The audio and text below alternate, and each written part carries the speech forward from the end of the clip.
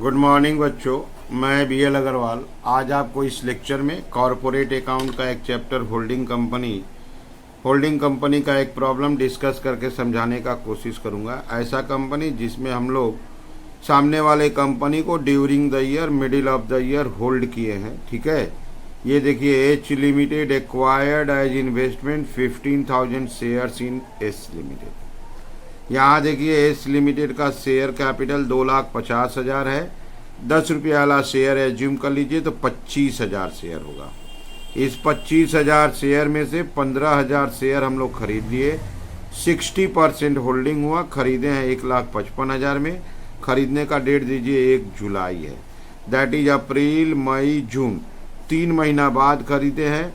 3 महीना फ्री हो जाएगा और इसके बाद 9 मंथ चलेगा, क्योंकि बैलेंस शीट का डेट दीजिए 31 मार्च है। जुलाई, अगस्त, सितंबर, अक्टूबर, नवंबर, दिसंबर, जनवरी, फरवरी, मार्च।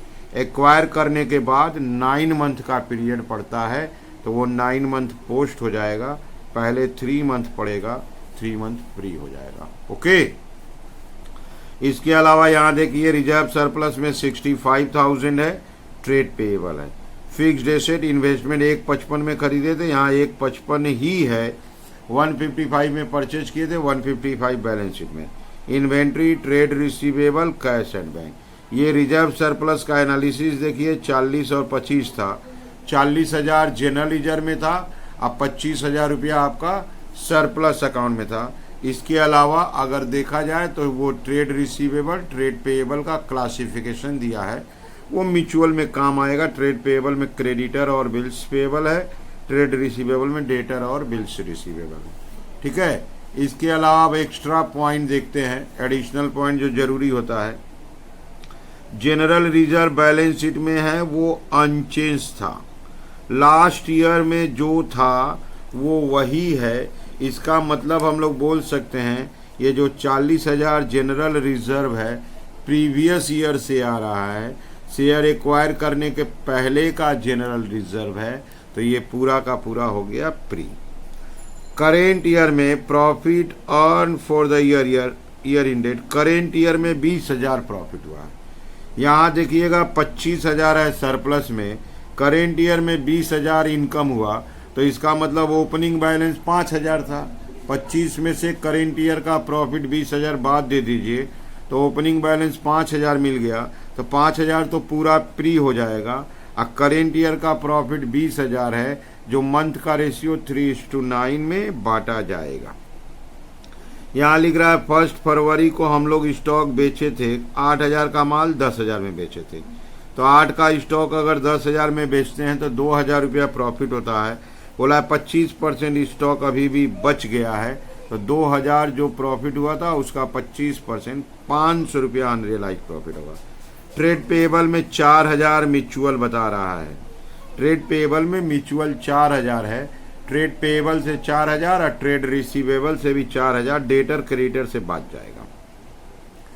आवर एक्सेप्टेंस, एस लिमिटेड का एक्सेप्टेंस 7,000 जो एच को दिया था, तो एस का घर में बिल्स पेएबल देखिए 7,000 से बेसी होना चाहिए तो है, और वो एच को दिया था, तो एच के घर में बिल्स रिसीवेबल 7,000 से बेसी होना चाहिए, वो भी है। यहाँ बोल रहा है एस लिमिटेड का जो बिल्स पेएबल है 7,000 का बिल्स रिसीवेबल एच लिमिटेड के पास है, तो एच के पास बिल्स रिसीवेबल के रूप में रहना चाहिए मिनिमम 7,000। तो इसका मतलब 7,000 रुपया बिल्स रिसीवेबल एंड पेएबल से म्यूचुअल है, 4,000 रुपया डेटर क्रेडिटर से म्यूचुअल है, तो 4 और 7 11,000 रुपया trade receivable and trade payable से बात दे देंगे। रिक्वायरमेंट हमेशा यही रहता है, कंसोलिडेटेड बैलेंस शीट बनाइए। चलिए सोल्व करके देखा जाए कैसे बनेगा। ओके, होल्डिंग कंपनी के सॉल्यूशन में सबसे इम्पोर्टेंट रोल होता है वर्किंग का। हम लोग उसका 25,000 शेयर्स में से 15,000 शेयर खरीदे थे, तो शेयर ऑफ होल्डिंग हो जाएगा आपका 15,000 शेयर एक्वायर किए हैं, टोटल 25,000 शेयर था into 100, that is holding percentage is 60। हमको छोड़ के जो शेयर खरीदा था उसको माइनॉरिटी पुकारेंगे, तो शेयर ऑफ माइनॉरिटी, उनके पास 10,000 शेयर था, टोटल 25,000 शेयर में से इंटू 100 40%। पहला वर्किंग हमेशा शेयर ऑफ होल्डिंग और शेयर ऑफ माइनॉरिटी का ही किया जाता है। 2 नंबर एनालिसिस ऑफ प्रॉफिट। हम लोग सब्सिडियरी कंपनी का जो प्रॉफिट था उसका एनालिसिस करेंगे, प्री पोस्ट में बंटवारा करेंगे। जनरल रिजर्व जो था वो बोल रहा है जनरल रिजर्व ओल्ड था, पुराना था, लास्ट ईयर के बैलेंस शीट से आया था, तो इसका मतलब शेयर एक्वायर करने के पहले का जनरल रिजर्व है, पूरा का पूरा प्री में रख देंगे। Surplus account total balance sheet में 25,000 है, जिसमें वो बोल रहा है करेंट ईयर का प्रॉफिट 20,000 है, तो इसका मतलब पुराना प्रॉफिट 5,000 है, 5,000 को प्री में रख देंगे। और करेंट ईयर प्रॉफिट वो बता दिया है एज पर टाइम रेशियो 3:9। 1 जुलाई को एक्वायर किए हैं, तो अप्रैल मई जून 3 महीना प्री, 9 महीना पोस्ट, 20,000 का बंटवारा कर देंगे। 15,000 प्री में 5,000, पोस्ट में 15,000। इसको प्लस करेंगे 50,000, ये हो जाएगा 15,000। अब इसमें से माइनॉरिटी को भी देना पड़ेगा, माइनॉरिटी इंटरेस्ट। माइनॉरिटी का हिस्सा 40% है, यहाँ वो 20,000 पाएगा, यहाँ 6,000 पाएगा। ये बच गया आपका 30,000 प्री एक्विजिशन प्रॉफिट। अब पोस्ट बच गया 9,000। यहाँ एक चीज़ और समझ लीजिए, पोस्ट में देखिए जनरल रिजर्व है ही नहीं, तो जब वर्किंग नंबर 6 करेंगे तो जनरल रिजर्व ऐड डैश हो जाएगा। ये सरप्लस अकाउंट पूरा 9,000 जो है सरप्लस अकाउंट ही है, कंसोलिडेटेड सरप्लस में प्लस किया जाएगा। ये वर्किंग नंबर 6 7 का बात है, आगे आएगा। इसके बाद वर्किंग नंबर 3 में आते हैं। वर्किंग नंबर 3 होता है आपका cost of control. Cost of control का मतलब उसका शेयर हमको खरीदने में क्या पैसा लगा था, that is called value of investment. तो क्वेश्चन में बताया था कि उसका 15,000 शेयर हम लोग 1,55,000 में खरीदे थे। इसमें से लेस होगा paid up value of share. Paid up value of share मतलब उसका शेयर 15,000 खरीदे थे, तो उसका पेड अप वैल्यू 1,50,000 होगा, और इसमें लेस होगा pre acquisition profit. Pre profit हमको 30,000 मिल रहा है, होल्डिंग का बात कर रहे हैं, तो ये हो गया आपका 180, और यहाँ से 25,000 बच जाएगा। ये माइनस आ रहा था, माइनस मत दीजिए, इसको बोलेंगे कैपिटल रिजर्व। इसके बाद वर्किंग नंबर 4 करेंगे। माइनॉरिटी का क्या क्लेम हो रहा है कैलकुलेट करेंगे, माइनॉरिटी इंटरेस्ट के नाम से। माइनॉरिटी इंटरेस्ट में paid up value of share. Paid up value of share कहने का मतलब हम लोग 60% शेयर 15,000 खरीदे थे, तो माइनॉरिटी लोग 10,000 शेयर खरीदा था, उसका वैल्यू हो गया 1,00,000। ऐड प्री एक्विजिशन प्रॉफिट, इसमें पोस्ट एक्विजिशन प्रॉफिट भी आएगा। माइनॉरिटी को प्री में शेयर मिला था 20,000, पोस्ट में मिला था 6,000, इसको ऐड कर दीजिए, आपका हो जाएगा 1,26,000। इसके अलावा एक वर्किंग और करेंगे, अनरियलाइज्ड प्रॉफिट। 8,000 का स्टॉक हम लोग उसको 10,000 में दिए थे, तो 8,000 का स्टॉक अगर 10,000 में देते हैं तो 2,000 प्रॉफिट होता है। 25% स्टॉक बचा हुआ है, तो प्रॉफिट हो गया 500। ये सीरियली वर्किंग करेंगे, वर्किंग को स्किप नहीं करेंगे आप लोग। सबसे पहले शेयर ऑफ होल्डिंग माइनॉरिटी, फिर एनालिसिस ऑफ प्रॉफिट, उसके बाद cost of control, minority interest, unrealised profit. अभी और वर्किंग है, आपको बोले थे जनरल रिजर्व और सरप्लस, यहाँ जनरल रिजर्व है नहीं, तो पोस्ट बोल के नील होगा, और ये पूरा सरप्लस माना जाएगा 9,000 का 9,000। वो वर्किंग नंबर 6 7 में मेकअप कर देते हैं। वर्किंग नंबर 6 पे आते हैं, consolidated general reserve. Consolidated general reserve. General reserve हम लोग का होल्डिंग कंपनी का अपना जनरल रिजर्व 1,60,000 था। सब्सिडियरी से पोस्ट एक्विजिशन तो मिला ही नहीं, क्योंकि पोस्ट में जनरल रिजर्व था ही नहीं, तो 160 हो गया। इसके बाद कंसोलिडेटेड सरप्लस, हम लोग का अपना सरप्लस, होल्डिंग कंपनी का अपना सरप्लस 80,000 था, और वहाँ से ऐड था पोस्ट एक्विजिशन, माइनॉरिटी को देने के बाद जो बचा हुआ था 9,000, वो हम लोग का अपना था। ये हो गया 89,000, और इसमें से अनरियलाइज्ड प्रॉफिट माइनस करते हैं। अनरियलाइज्ड प्रॉफिट 500 निकला है, 88,500। तो होल्डिंग का क्वेश्चन को अगर सोल्व करना है तो सीरियली आप 7 वर्किंग कर लो। उसके बाद बैलेंस शीट बनाने के लिए अगर नोट्स टू अकाउंट का कहीं ज़रूरत है तो बनाया जा सकता है। Notes to account reserve and surplus के लिए ज़रूर लगता है। रिजर्व एंड सरप्लस का बात करें तो आपका जनरल रिजर्व वर्किंग नंबर 6 में रखे थे। जनरल रिजर्व आपका था 1,60,000।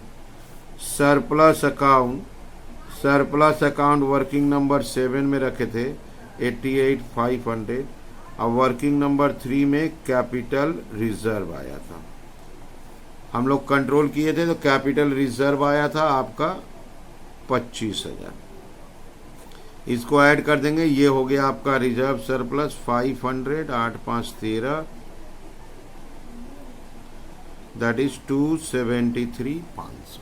ओके, अब इसके बाद बैलेंस शीट बनता है। होल्डिंग कंपनी का बैलेंस शीट कंसोलिडेटेड होता है, इसीलिए चैप्टर का नाम भी है कंसोलिडेटेड फिनेंशियल स्टेटमेंट। ये रहा consolidated balance sheet of H limited. Date दे दिए। सबसे पहले लायबिलिटी में हेडिंग होता है आपका equity and liabilities. Equity and liabilities में अगर बात करें तो ए नंबर होगा शेयर होल्डर्स फंड, और शेयर होल्डर्स फंड में रोमन 1 होता है शेयर कैपिटल, और शेयर कैपिटल सिर्फ होल्डिंग कंपनी वाला लिखा जाता है।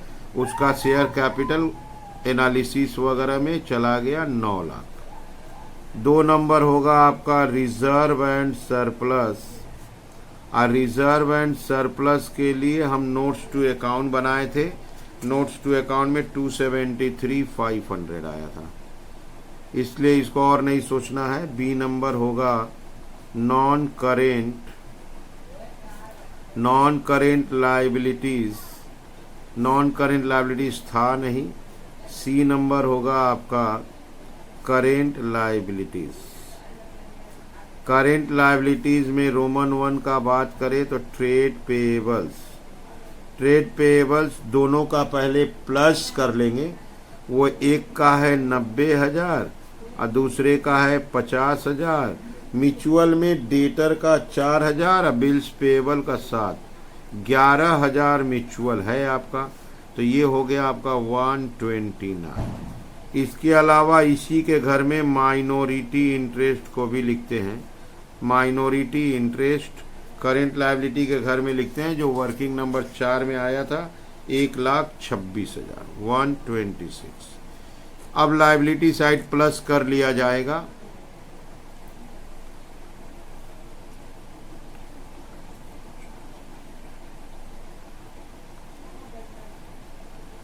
$14,28,500 तो एसेट्स बनाएंगे तो एसेट्स का भी टोटल आना चाहिए 14,28,500। तो यहाँ हेडिंग देते हैं एसेट्स।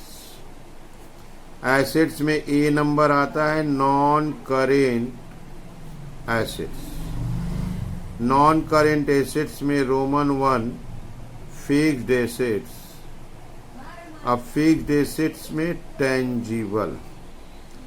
टेंजिबल फिक्स्ड एसेट पहले से बैलेंस शीट में था 10,20,000 दोनों का ऐड करके। इंटेंजिबल में गुडविल आता है, गुडविल है नहीं, इन्वेस्टमेंट ऑफ होल्डिंग कंपनी नहीं लिखेंगे, वो कॉस्ट ऑफ कंट्रोल में काम हो गया। बी नंबर में आएगा आपका करेंट एसेट्स। करेंट एसेट्स का अगर बात करें तो इसमें एक नंबर आता है इन्वेंटरीज। इन्वेंटरीज दोनों का प्लस करेंगे 1,00,000 अब 50,000, 1,00,000 प्लस 50,000, अब म्यूचुअल 500 था तो आपका 149,500। इसके बाद ट्रेड रिसीवेबल दोनों का प्लस करके 7,000 म्यूचुअल था, 85,000 प्लस 55,000 माइनस 11,000, ये भी 129 ही हुआ शायद। नंबर 3 आपका बैंक था, कैश एंड बैंक दोनों जोड़ देंगे, कैश एंड बैंक दोनों प्लस करके 1,30,000। एसेट्स कंप्लीट हुआ, दोनों का टोटल करते हैं एसेट्स का, ये हुआ आपका 500, 9,918, 5 4 9, 2 11, 1 12, 3 13, 1 14, 1428 500 यहाँ से मैच करेगा। ठीक है, बैलेंस शीट बनाते वक्त ध्यान धरिए, सब्सिडियरी कंपनी का शेयर कैपिटल, रिजर्व सरप्लस को नहीं लिखते हैं, होल्डिंग कंपनी का इन्वेस्टमेंट को नहीं लिखते हैं, अगर कोई म्यूचुअल है तो ट्रेड रिसीवेबल ट्रेड पेएबल से बात देते हैं, अनरियलाइज प्रॉफिट पीएल से माइनस किए थे, स्टॉक से माइनस करके। आप लोग वीडियो को पॉज करके क्वेश्चन को लिख लीजिए, मेरे साथ धीरे धीरे सोल्व कीजिए, 100% समझ में आ जाएगा। ठीक है, ओके, थैंक यू, बाय।